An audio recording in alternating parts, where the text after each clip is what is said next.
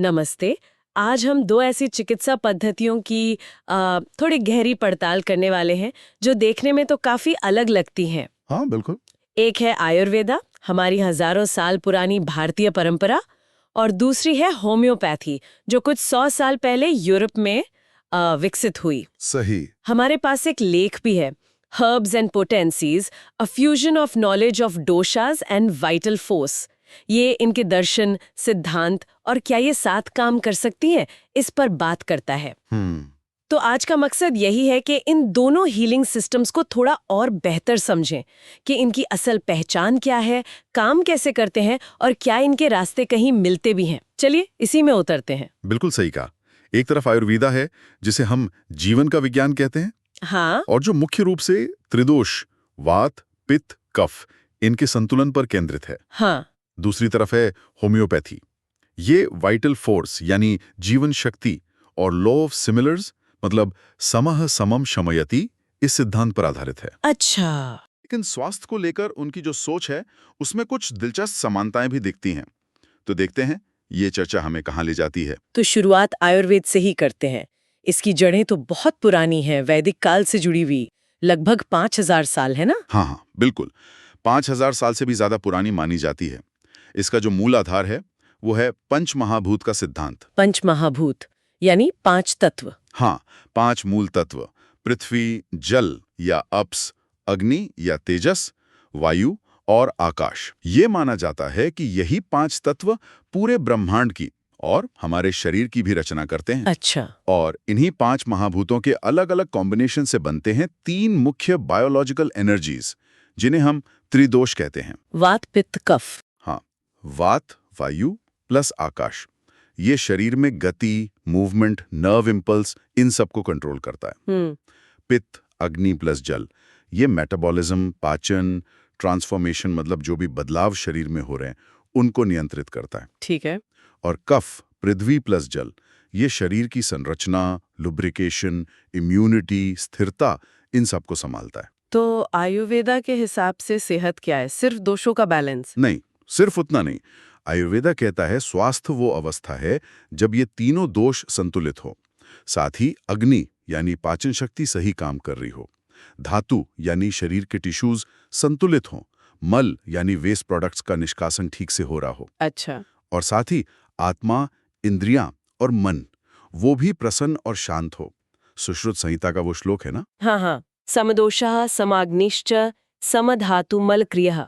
प्रसन्नात्मेन्द्रिय मनः स्वस्थित्य विधीयते। बिल्कुल, तो ये एक पूरी होलिस्टिक स्टेट है। मतलब सेहत सिर्फ बीमारी का ना होना भर नहीं है, ये एक एक पूरा संतुलन है, शारीरिक भी मानसिक भी। बिल्कुल, और इसलिए आयुर्वेदा में सिर्फ जड़ी बूटियों पर ही जोर नहीं है। हाँ, लाइफस्टाइल पर भी बहुत जोर है। बहुत ज्यादा। जीवन शैली जैसे दिनचर्या, ऋतुचर्या यानी मौसम के हिसाब से बदलाव, आहार, योग, ध्यान और शरीर शोधन की प्रक्रियाएं जैसे पंचकर्म, इन सब का बहुत महत्व है। तो फिर बीमारी कैसे होती है आयुर्वेदा के अनुसार? बीमारी तब होती है जब इन दोषों का संतुलन बिगड़ जाए, या शरीर में आम यानी कि अपचित विषाक्त पदार्थ, टॉक्सिन्स, वो जमा होने लगें, या फिर अग्नि कमजोर पड़ जाए। यही असंतुलन रोग का मूल कारण माना जाता है। समझ गए। तो ये तो हुई आयुर्वेदा की बात, अब आते हैं होम्योपैथी पर। ये तो काफी नई है इसके मुकाबले में। हाँ, तुलनात्मक रूप से नहीं है। 18वीं सदी के आखिर में जर्मनी में डॉक्टर सैमुअल हानेमैन ने इसे विकसित किया। और इनका मुख्य सिद्धांत था सिमिलिया सिमिलिबिस क्यूरेंटर। हाँ, समः समम शमयति या लाइक क्योज लाइक, जिसका मतलब है कि जो पदार्थ एक स्वस्थ व्यक्ति में कुछ खास लक्षण पैदा कर सकता है, वही पदार्थ बहुत ही सूक्ष्म मात्रा में हाँ, बीमार व्यक्ति में मौजूद उन्हीं लक्षणों को ठीक करने की क्षमता रखता है। ये उनका एक क्रांतिकारी अवलोकन था। और यहीं पर एक और दिलचस्प कॉन्सेप्ट आता है वाइटल फोर्स का, जीवन शक्ति। बिल्कुल, ये एक अदृश्य डायनामिक ऊर्जा है जो हमें जीवित रखती है, हमारे स्वास्थ्य को बनाए रखती है। और बीमारी क्या है फिर? बीमारी को इसी वाइटल फोर्स में आई गड़बड़ी या डिस्टर्बेंस माना जाता है। और जो लक्षण हम देखते हैं जिन्हें सिम्टम्स कहते हैं, हाँ, वो इस डिस्टर्बेंस के बाहरी संकेत मात्र हैं, जिनके जरिए ये वाइटल फोर्स अपनी समस्या बता रही होती है, ऐसा मानते हैं। अच्छा। और इसी वाइटल फोर्स को सही तरीके से प्रभावित करने के लिए हानेमान ने पोटेंटाइजेशन की प्रक्रिया विकसित की। ये क्या है? इसमें दवा के मूल पदार्थ को बार बार डाइल्यूट किया जाता है और हर स्टेप पर उसे जोर से झटके दिए जाते हैं, जिसे सकशन कहते हैं। डाइल्यूशन और सकशन। हाँ, उनका मानना था कि इससे पदार्थ की जो डायनामिक यानी ऊर्जात्मक चिकित्सा शक्ति है वो जागृत होती है और उसके जो भी जहरीले प्रभाव हो सकते हैं वो खत्म हो जाते हैं। तो इसके मुख्य सिद्धांत क्या हुए फिर? तो होम्योपैथी के 3 मुख्य स्तंभ हैं। Law of similars, law of minimum dose यानी जितनी कम मात्रा जरूरी हो, और इंडिविजुअलाइजेशन।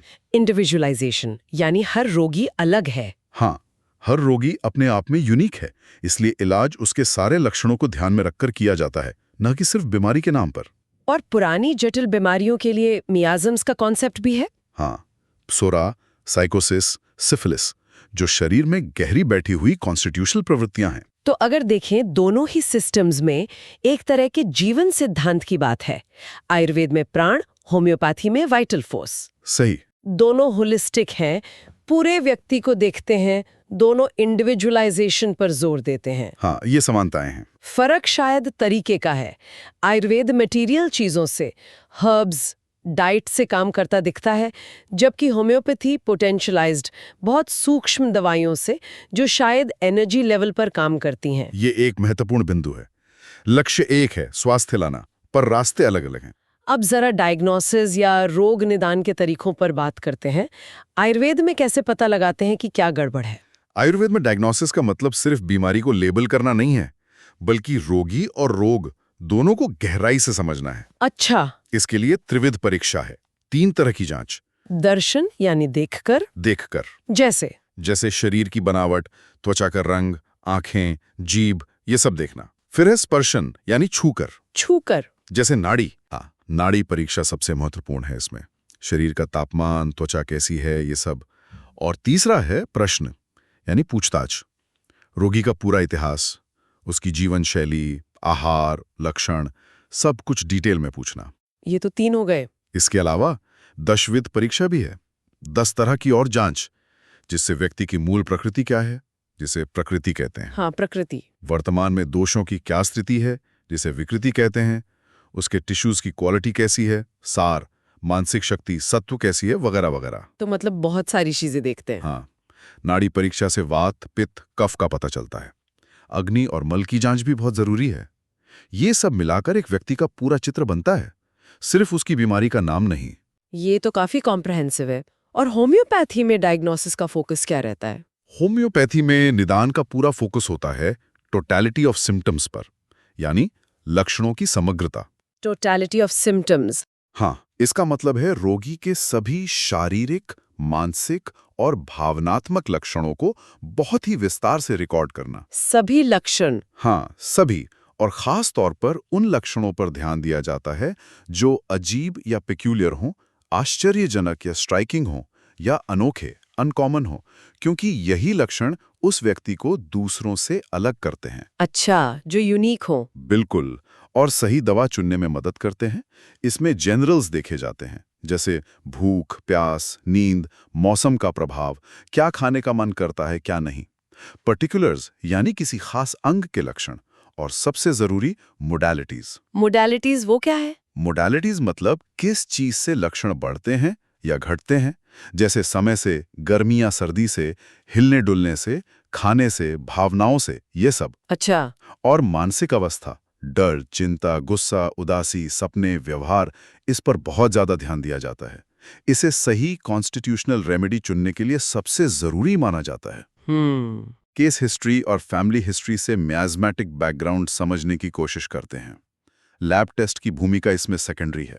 दवा का चुनाव मुख्य रूप से इन लक्षणों की टोटैलिटी पर ही निर्भर करता है। तो यहाँ एक सवाल उठता है कि ये दोनों अलग-अलग डायग्नोस्टिक तरीके अपने अपने ढंग से आखिरकार व्यक्ति को समझने पर ही जोर दे रहे हैं, सिर्फ बीमारी को क्लासिफाई करने पर नहीं। बिल्कुल सही है। दोनों का लक्ष्य व्यक्ति की यूनिकनेस को पकड़ना है, ताकि इलाज सटीक हो सके। चलिए अब इलाज या ट्रीटमेंट के सिद्धांतों पर आते हैं। आयुर्वेदा में क्या मुख्य तरीके हैं इलाज के? आयुर्वेदा में इलाज के मूल रूप से 3 प्रकार बताए गए हैं। एक है शोधन। शोधन मतलब प्यूरिफिकेशन। हाँ, शरीर का शोधन या प्यूरिफिकेशन। दूसरा है शमन, यानी लक्षणों या बढ़े हुए दोषों को शांत करना, पैलिएशन। और तीसरा है रसायन, मतलब शरीर को रिजुविनेट करना, ताकत देना। शोधन में क्या आता है? पंचकर्म। हाँ, शोधन में मुख्य रूप से पंचकर्म की प्रक्रियाएं आती हैं, जैसे वमन उल्टी कराना, विरेचन दस्त लगाना, बस्ती औषधियुक्त एनिमा, नस्य नाक में औषधि डालना और रक्त मोक्षण अशुद्ध खून निकालना। ये तो काफी इंटेंसिव प्रक्रियाएं लगती हैं। हाँ, ये शरीर में गहराई तक बैठे हुए दोषों और टॉक्सिन्स को बाहर निकालने के लिए की जाती हैं, खासकर पुरानी बीमारियों में। और शमन क्या है? जब शोधन संभव ना हो या उसकी जरूरत ना हो, तब शमन चिकित्सा करते हैं। इसमें जड़ी बूटियों, आहार में बदलाव और जीवन शैली में परिवर्तन के द्वारा बढ़े हुए दोषों को शरीर के अंदर ही शांत किया जाता है। ठीक है। और तीसरा था रसायन। हाँ, रसायन चिकित्सा का उद्देश्य है शरीर के टिश्यूज यानी धातुओं को पोषण देना, उन्हें मजबूत बनाना, इम्यूनिटी यानी ओजस को बढ़ाना, बुढ़ापे की प्रक्रिया को धीमा करना। अच्छा। इसके लिए आंवला, अश्वगंधा जैसी रसायन जड़ी बूटियां, साथ ही योग, ध्यान, संतुलित दिनचर्या, ये सब इस्तेमाल होता है। और ये याद रखना जरूरी है कि आहार, डाइट और विहार, लाइफस्टाइल आयुर्वेद में सिर्फ सहायक नहीं है, वो इलाज का अभिन्न अंग है। तो आयुर्वेद का फोकस शोधन, शमन और पोषण पर है। होम्योपैथी के इलाज के सिद्धांत क्या है? होम्योपैथी के इलाज के सिद्धांत वही हैं जिन पर यह पद्धति टिकी है। सबसे पहले लॉ ऑफ सिमिलर्स, यानी लाइक क्योर्स लाइक। हाँ, ऐसी दवा चुनना जो स्वस्थ व्यक्ति में वैसे ही लक्षण पैदा करती है जैसे रोगी में मौजूद है। जैसे कॉफिया जो नींद उड़ा देती है, उसे पोटेंटाइज्ड रूप में अनिद्रा के लिए दे सकते हैं अगर बाकी लक्षण मिले। ठीक है। और दूसरा सिंगल रेमेडी, एक बार में सिर्फ एक ही दवा देना ताकि उसके असर को साफ तौर पर देखा जा सके। एक बार में एक दवा। हाँ। तीसरा मिनिमम डोज, दवा की वो सबसे छोटी मात्रा देना जो इलाज के लिए जरूरी हो। ये पोटेंटाइजेशन से संभव हुआ है। अच्छा। और चौथा, दवा का चुनाव टोटलिटी ऑफ सिम्टम्स के आधार पर करना।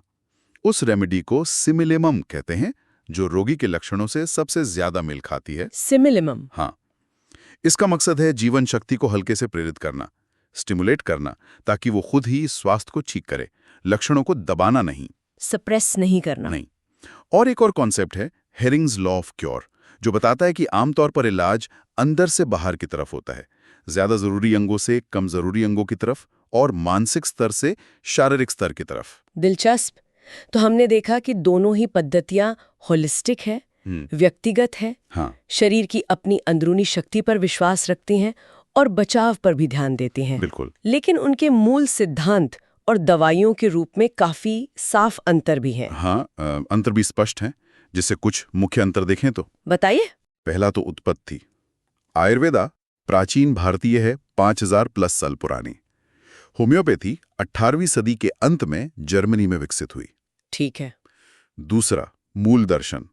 आयुर्वेदा में स्वास्थ्य त्रिदोष का संतुलन है, होम्योपैथी में जीवन शक्ति का सामंजस्य। तीसरा, इलाज का सिद्धांत। आयुर्वेदा में अक्सर विपरीत गुणों से संतुलन लाते हैं, होम्योपैथी का आधार लाइक क्योर्स लाइक है। राइट। चौथा, औषधियां। आयुर्वेदा में मुख्य रूप से हर्ब्स, मिनरल्स, डाइट, पंचकर्मा जैसी चीजें हैं, ज्यादातर मटेरियल फॉर्म में।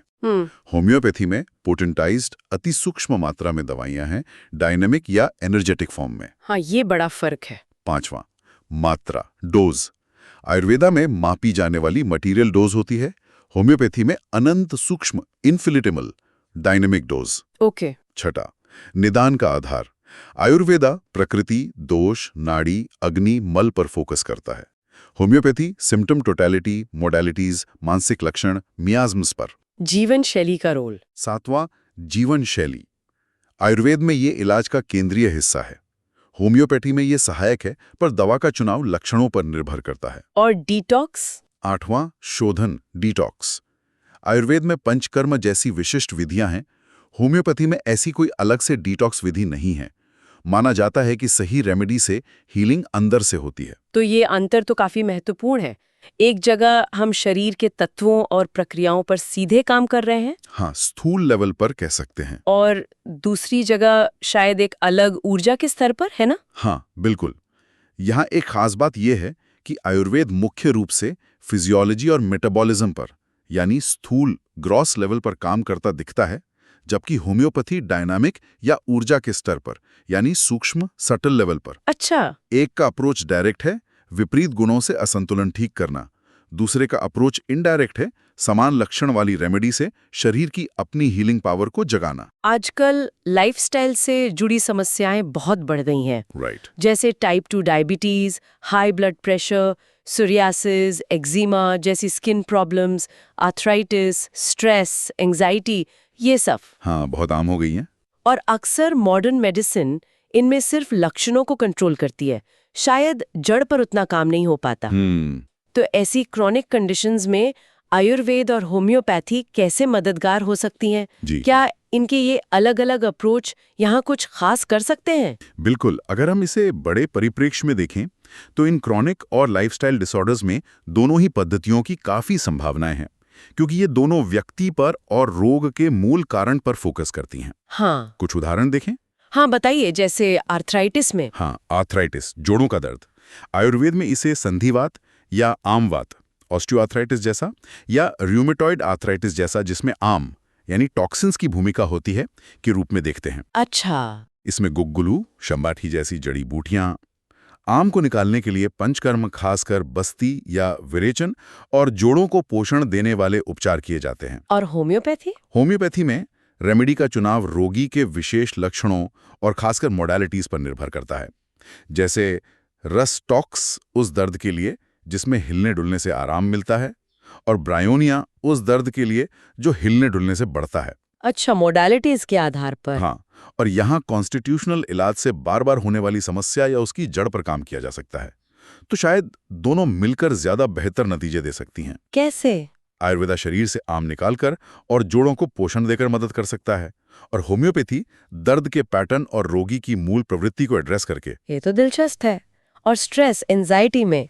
तनाव और चिंता, स्ट्रेस एंड एंजाइटी में भी देखिए, आयुर्वेदा में मन के 3 गुण बताए गए हैं: सत्व, शुद्धता, संतुलन; रजस, क्रिया, अशांति; और तमस, जड़ता, अंधकार। हाँ। मानसिक समस्याएं रजस और तमस के बढ़ने से होती हैं। इलाज में सत्व गुण बढ़ाने वाली चीजें जैसे ब्राह्मी, शंख पुष्पी जैसी मेध्य रसायन जड़ी बूटियां, योग, ध्यान, सात्विक आहार, इन पर जोर दिया जाता है।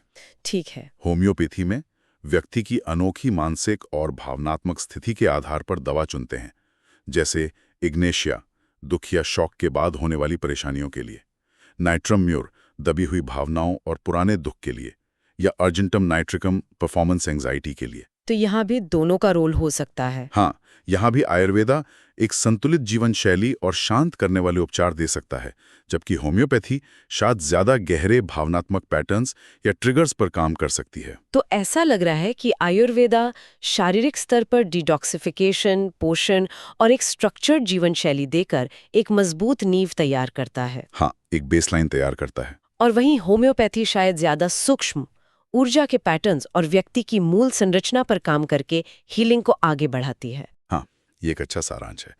दोनों के काम करने के स्तर और तरीके अलग हैं, पर लक्ष्य एक ही है: संतुलन लाना। तो इस पूरी चर्चा से ये साफ होता है कि आयुर्वेदा और होम्योपैथी दोनों ही संपूर्ण चिकित्सा पद्धतियां हैं जो मन, शरीर, आत्मा को एक साथ देखती हैं, अलग अलग नहीं मानती। बिल्कुल, होलिस्टिक अप्रोच है। एक दोष संतुलन, शरीर शोधन, आहार और जीवन शैली पर केंद्रित है, ताकि रोग के मूल कारण को हटाया जा सके। हाँ।